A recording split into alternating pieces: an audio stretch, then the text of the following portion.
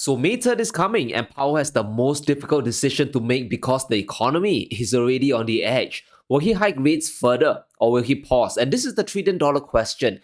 We have to understand how bad things really are at just 4.5%. We already had SVB and Signature Bank collapsing with Credit Suisse also going under. And now the markets, they are pricing in the Fed moving towards 5% interest rates, and this is not good news. We have 90% of economists all forecasting that Powell is going to push rates above 5% this coming May.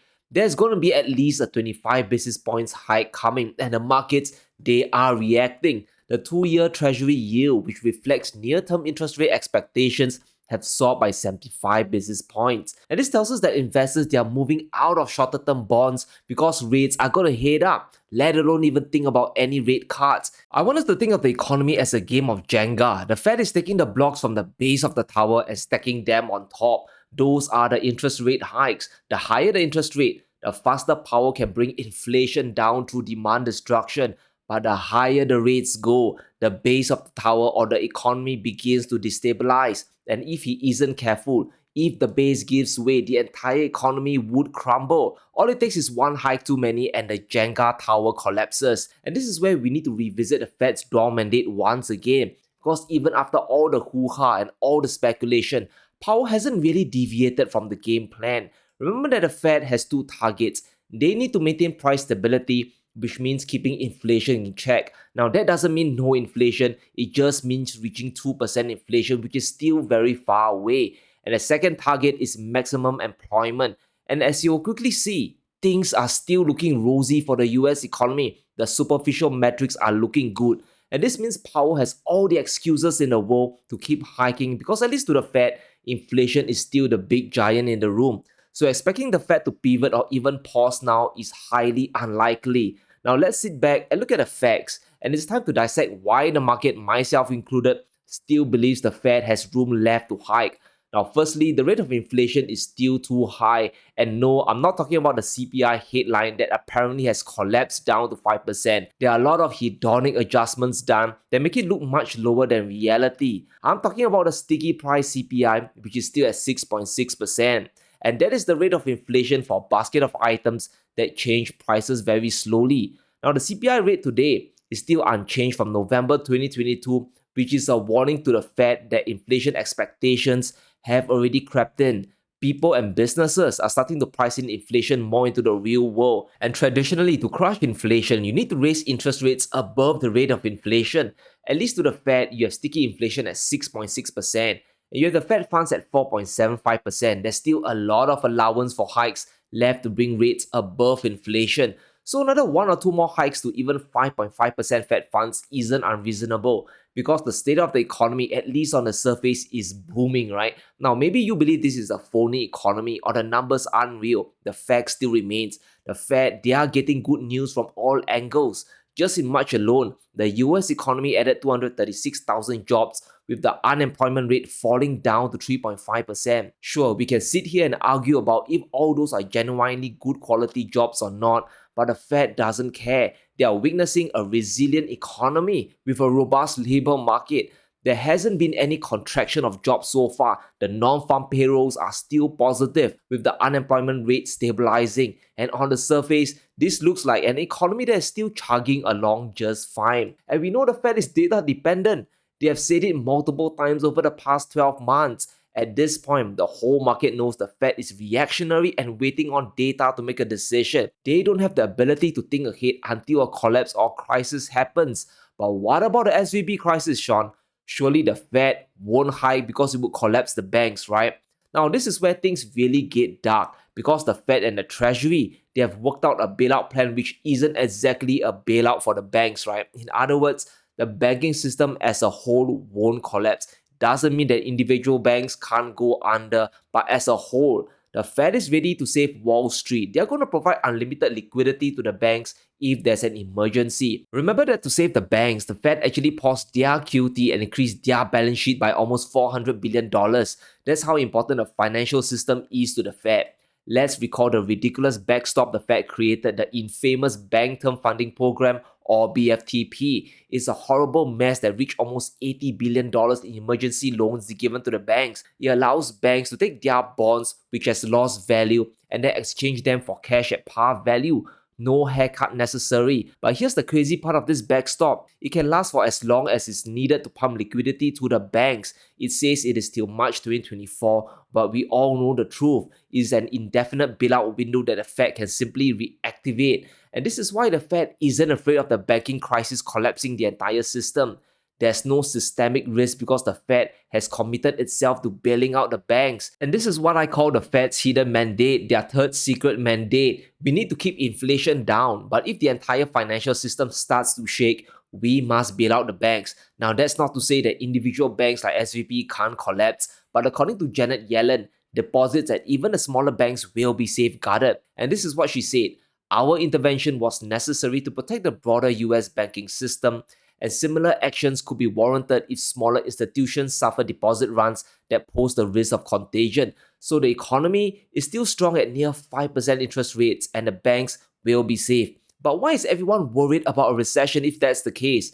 Why is the Fed themselves predicting one? And the answer is simple. Because we are starting to move towards a credit crunch, and this is the real risk that everyone is slowly waking up to. The Federal Reserve has hiked rates the fastest in modern history, and we are talking about 0 to 5% in 12 months. And because of this, there's a big reshuffle in how people are allocating their cash. Investors, they are swelling to money market funds, they are piling in their cash there. It's all about chasing yield. The average bank deposits only yields 1%, but money market funds pay on average 4.5%. And as the Federal Reserve continues to hike rates, this is going to trigger a greater deposit flight. Money is going to leave the banks towards money markets where they can get 4 to 5 times more yield. And because of this, now the banks are getting more exposed because their cheapest source of funding is drying up. You are their cheapest source of funding. They can't take risks anymore by lending money for home mortgages or, God forbid, commercial real estate that is imploding as we speak.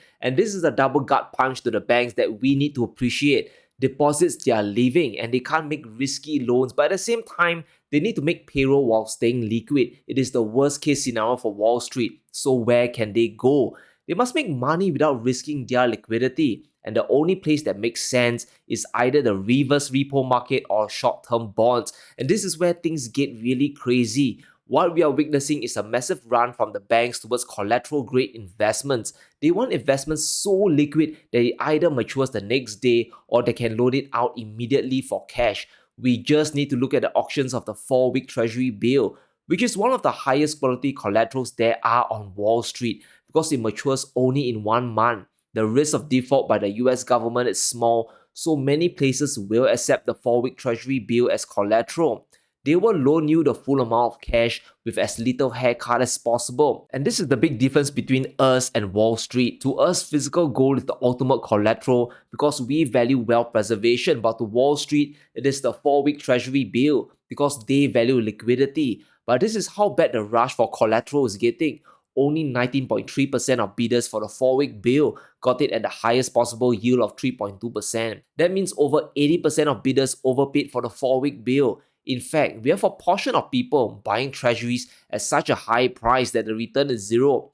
They just want their hands on the highest quality collateral possible. They don't even care about losing yield, and this insanity tells us how scared the market really is of a credit crunch. So why is the market so fearful? Because they know more rate hikes are coming, and there's also the fear of a debt default. Now the US probably isn't going to default on their debt, it's all political theater, it's a dog and pony show. But the markets can't take that chance, and that's why we are seeing investors insuring against the US default. Because if it happens, yields will spike and bond values could collapse in a hurry. And this risk is what's causing a sudden rush to the quality collateral once again.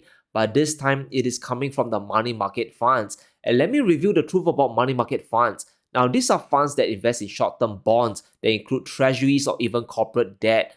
Now, the big issue is if a debt default happens or if there's any stress in the system, confidence could collapse. And that could trigger a run on money market funds as well, where investors start to pull their cash out to simply sit on it. And this could cause the funds to stop withdrawals and liquidate their assets at fire sale prices. So money markets aren't 100% safe. You can still lose money if things get really extreme. And this is why all the funds, they are rushing towards collateral like the 4-week treasury bill. If you find yields dropping suddenly in your money market funds, this is probably the big reason. Just take a look at the treasury yield curve. Just a few weeks ago, we had a classic yield curve inversion. The shorter term bond yields were higher because the markets piled into treasuries on the longer end like the 10-year. They are predicting a recession. But fast forward to this week, the yield for the 1-month treasury has collapsed. We are seeing widespread fear of either a debt default or another bank run, or maybe even both. So money everywhere is flowing into these short-term collaterals, and it is depriving the real economy of credit. In short, money is not flowing into businesses and loans, it is flowing into the US Treasury. And this situation is going to get worse. Money market funds are now looking to use the Fed's reverse repo facility as well, because it makes total sense. You can buy securities from the Fed and sell them back the next day at a higher price while still staying liquid. The reverse repo rate is at a mouth-watering 4.8% yield. Frankly guys, if I had access to the Fed's reverse repo facility as well, I would pile all my money there. The Fed can never default, and I can get my money back overnight. It's very important that we wrap our heads around the monetary policy and its lag effects. Now, the longer the Fed hikes rates and keeps them high, the longer damage is compounding beneath the surface. Now, back in 2020, after the Federal Reserve printed trillions, it took 12 months for inflation to catch up with the stimulus. Just because Powell printed money didn't mean inflation suddenly picked up tomorrow. It took more than a year for inflation to manifest as a real problem. The same thing is going to happen with the rate hikes. We likely haven't seen the worst of it yet because Powell is still going to hike interest rates up. This is why a massive credit crunch is building. The economy is suddenly finding it hard to get loans at a reasonable rate. Small businesses are already finding it harder to get the financing they need to survive. And listen to this, a net 9% of business owners are reporting lending conditions have tightened. And if this trend continues, it will reach the '08 recession levels, which is very ominous. Bankruptcies are also soaring among small private companies, and these are the beating heart of the US economy. Small enterprises are starting to wind down because money is much harder to get.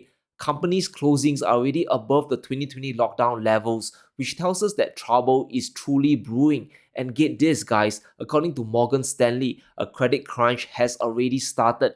The data suggests that a credit crunch has started. $1 trillion in deposits have been withdrawn from US banks since the Federal Reserve first started hiking rates. So we have to watch what the Fed does in May. Chances are they're going to still hike by another 25 basis points. And will this be the tipping point that pushes the economy off the cliff? It might just be. And I'm quite sure the collapse of SVB and Credit Suisse won't be the last. So let me know what you think in the comments below. Will the Fed hike in May? Will Powell drive the economy off a cliff? Let me know in the comments below. Stay safe, be sure to smash that like button and subscribe as we navigate through these crazy times.